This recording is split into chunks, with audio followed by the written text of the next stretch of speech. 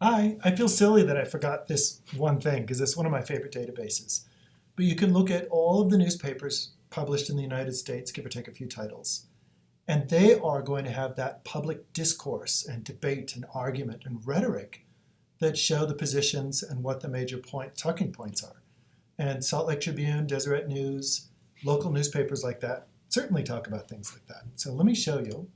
Under databases, it is under the letter U, and it's called US News Stream.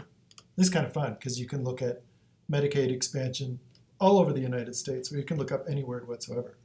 What I'm going to do, Medicaid, oh, and let's do advanced search.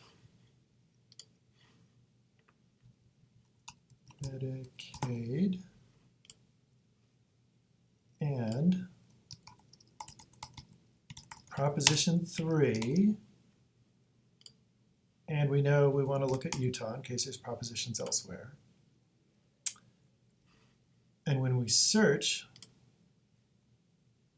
indexing of newspapers is pretty rough, so typically they'll just look in the title or some of the full text.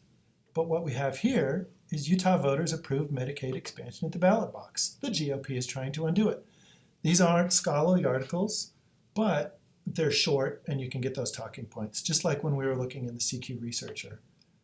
So there's panel, secretive out-of-state group. Some of this might be, pop press and things like that. But you can see all of these different things about this. And opinions is going to be good because they're going to be talking about like what is the cost versus the benefit. Interesting thing, here you can see the dates that it occurred. And for this one, for your policy analysis, you'll also see when the time of debate was versus when it was being voted on versus when it started to be implemented. But you can see where the publication came from. So you can see it's mostly the local paper called the Salt Lake Tribune.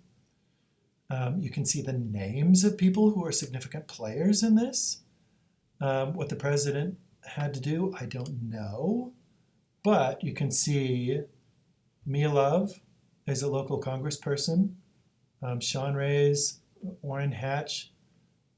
You can see the names of all sorts of people who might have been the players in forming policy like this.